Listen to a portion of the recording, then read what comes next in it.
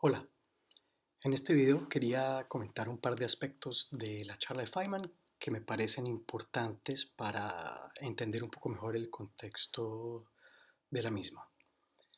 Lo primero es Richard Feynman.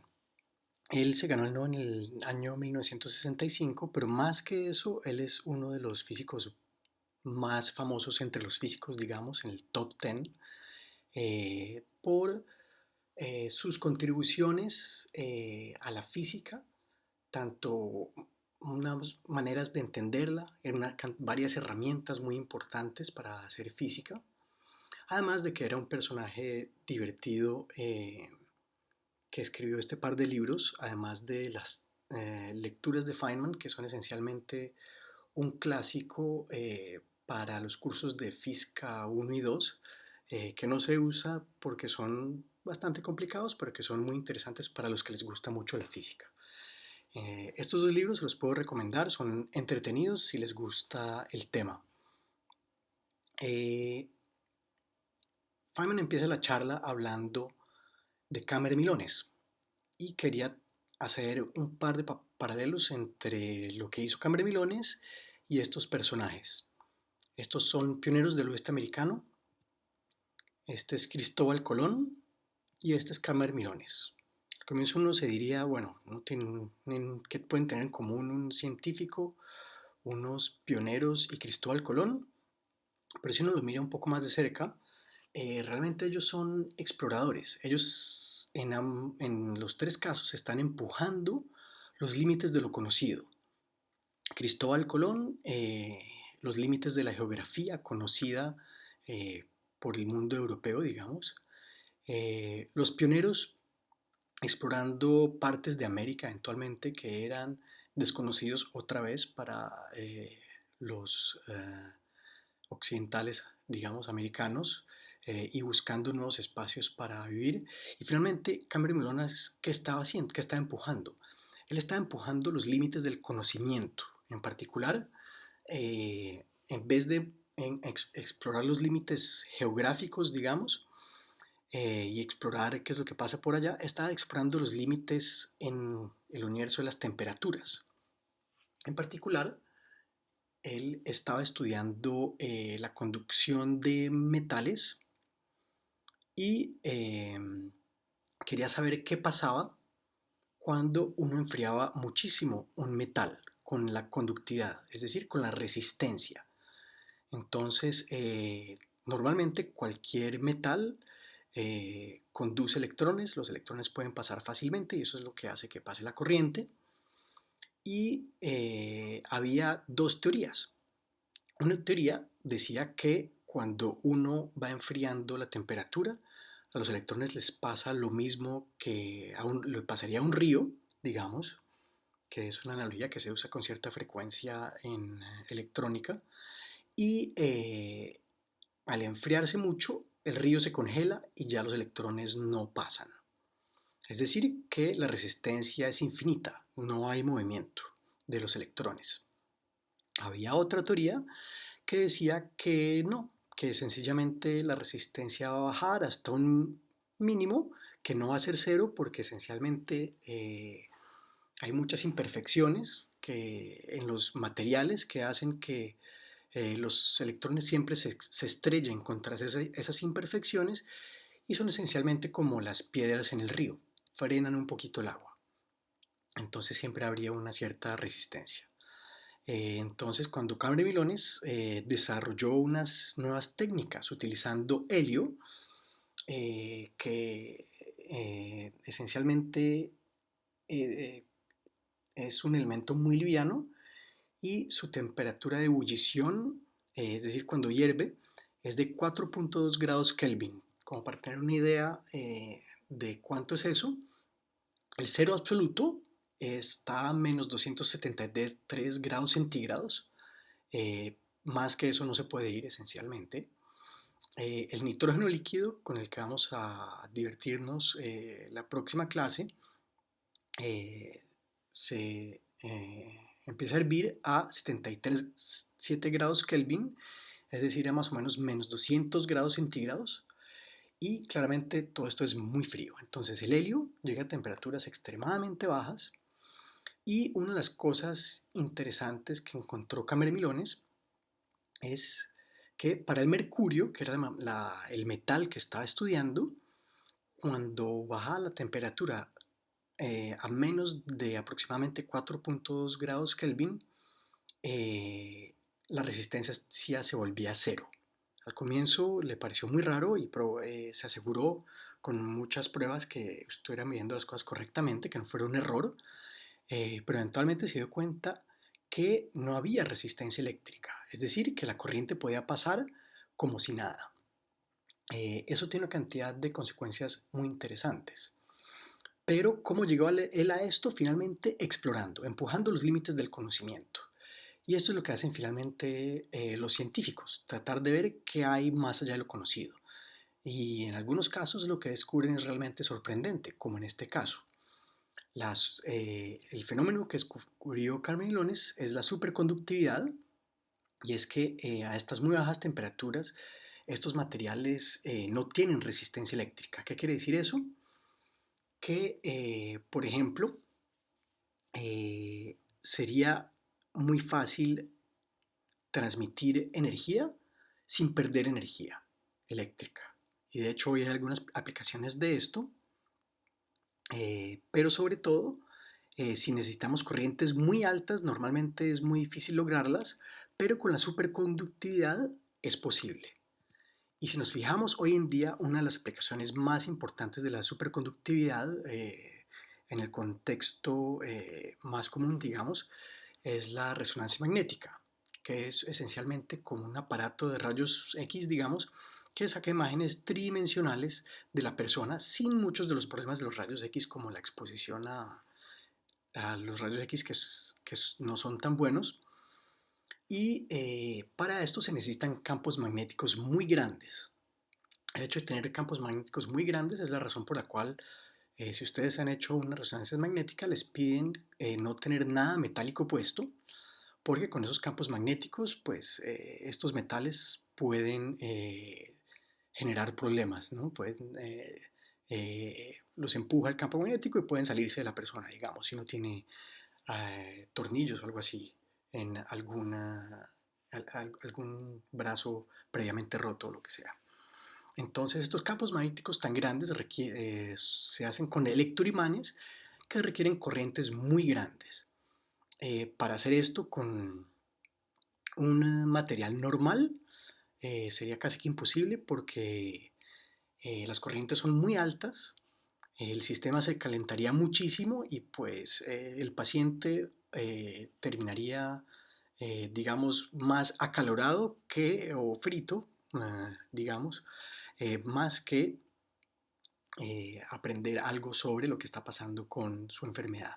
Entonces estos campos magnéticos se generan con superconductores que permiten a relativamente bajas temperaturas, es decir, a nuestra temperatura, generar campos magnéticos muy grandes que no necesitan tanta energía para mantenerse, digamos. Otra aplicación importante de los superconductores es la medición de campos magnéticos muy pequeños. Estos con aparatos que se llaman SQUID y pueden medir campos magnéticos mínimos y esto permite estudiar neuronas, también estudiar el corazón, se estudian con esto también materiales magnéticos, también son muy importantes en geofísica para ver qué pasa localmente con el campo magnético, que nos dice, por ejemplo, qué tipo de minerales o petróleo, etcétera, etcétera, se encuentra por debajo de uno. Eh, los superconductores hoy en día tienen muchas aplicaciones, muchos electroimanes, se estudian aquí también en los Andes. Edgar Patiño y Juan Rafael Ramírez son dos profesores en física que trabajan en el tema. Como ya les conté, permiten, por ejemplo, transmitir energía sin pérdidas, generar energía también de manera muy eficiente, almacenarla, etcétera, etcétera. Si por ejemplo los laptops que tenemos funcionaran con superconductores, no se calentarían y usarían muy poquita energía, la batería les duraría muchísimo. Gran problema, obviamente, es que la temperatura a la que funcionan es todavía muy baja. Entonces, enfriarlos sigue siendo eh, un gran problema. En salud, además de la resonancia magnética, hay aceleradores para tratar el cáncer con partículas específicas. Existen también cosas que vamos a hablar más adelante, como los computadores cuánticos. Y cuando hagamos la demostración de superconductividad, también vamos a hablar de trenes. Y finalmente, hoy en día está empezando a ser un área importante. Esta es una proyección, pero digamos que estos son muchos millones de dólares.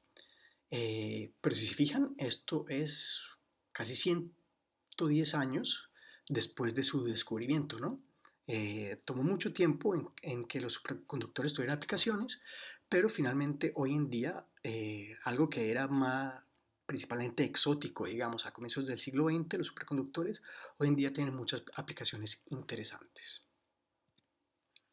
Otro tema del que habla Feynman en su charla son motores muy pequeños al final de la charla. Esencialmente, aquí vemos unas microturbinas que son hechas con unas técnicas modernas bien interesantes.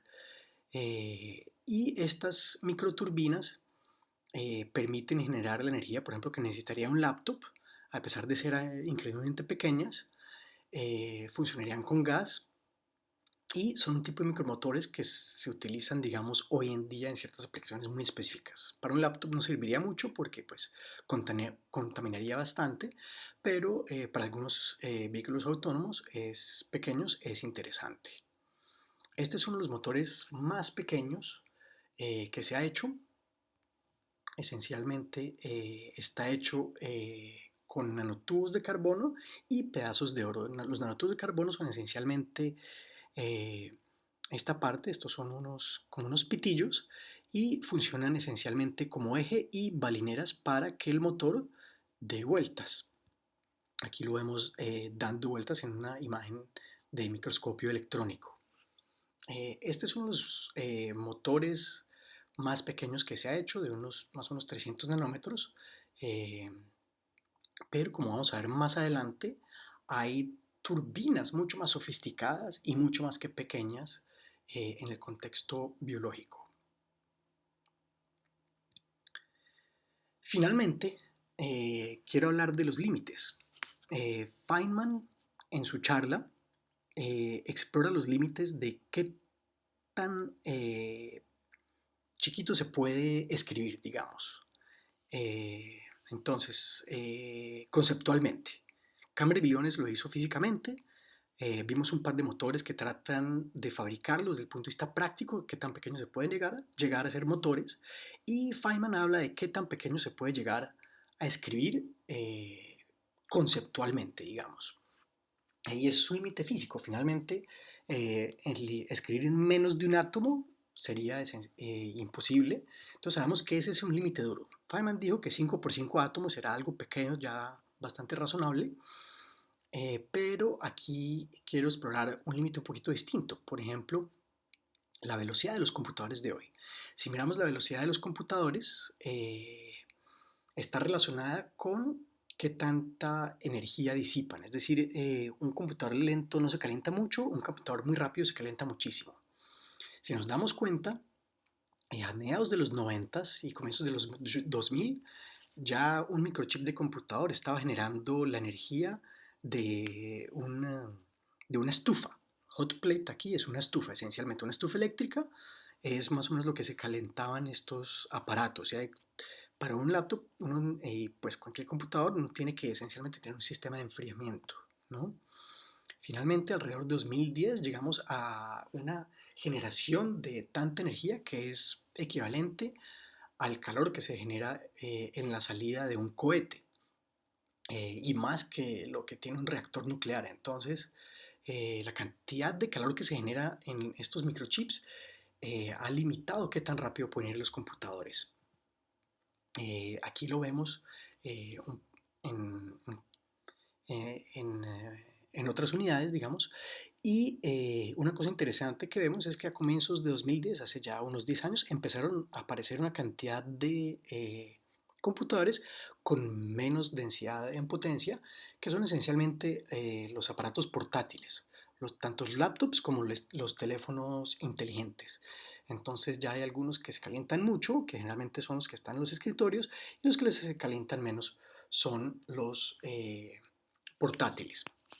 Pero finalmente, esto ha generado un límite de velocidad. Los computadores hoy en día ya no están yendo mucho más rápido que los computadores hace unos 10 años o 15 años realmente. La velocidad de los computadores se estancó a pesar de que hacía mucho tiempo iba aumentando, aumentando, aumentando. ¿Por qué? Porque otra vez aquí tenemos un límite. Ese sí es un límite de las propiedades del material. Si trabajamos con mayores temperaturas, empieza a funcionar mal y eventualmente se derrite. Entonces, este es un límite físico que nos impone el silicio, que es el material con el que se fabrican los semiconductores, que son esencialmente los microchips, que son los cerebros de los computadores. Finalmente, cuando tenemos una tecnología específica, ¿qué es lo que nos limita? Entonces, claramente, acabamos de ver algunos límites, las leyes naturales, ¿cierto? Entonces, para un cierto material como el silicio, tenemos límites de temperatura que nos dicen que va a haber límites de velocidad en los computadores. Ese es un ejemplo. Para la información, otro límite físico es el tamaño de los átomos. No vamos a poder poner con técnicas normales, digamos, más de bit de información por átomo, entonces eso sería esencialmente un límite en el al cual no podríamos sobrepasar, digamos, ¿no? Y estos límites están dados por las leyes naturales de física, química, biología, etcétera, etcétera. También están las herramientas. Si el computador, perdón, si el microscopio con el que estamos tratando de ver o manipular o fabricar los motores que vimos ahorita, eh, no tiene la resolución suficiente, es decir, no logra o visualizar o manipular con suficiente precisión lo que estamos trabajando, va a ser imposible pues fabricar cosas a esa escala, ¿no? Y finalmente, nuestro conocimiento e imaginación.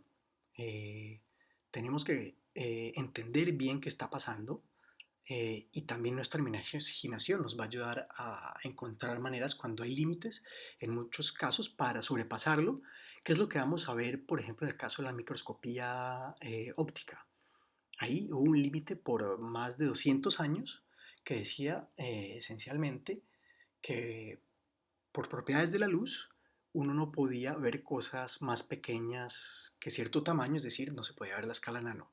Y en los últimos años, unos personajes muy inteligentes lograron superar eso con unos trucos muy interesantes. Pero finalmente, la clave es que toda tecnología tiene un límite en la escala nano y todo eso. Al comienzo de la nanotecnología, el gran límite eran las herramientas. No se podían fabricar u observar realmente cosas pequeñas. Y los microscopios y la invención en particular del microscopio de fuerza atómica eh, y también la mejoría del microscopio hoy en día óptico, pero antes también electrónico, permitieron poco a poco ir más allá en la exploración de la escala nano. Entonces ese va a ser el tema de nuestras próximas charlas.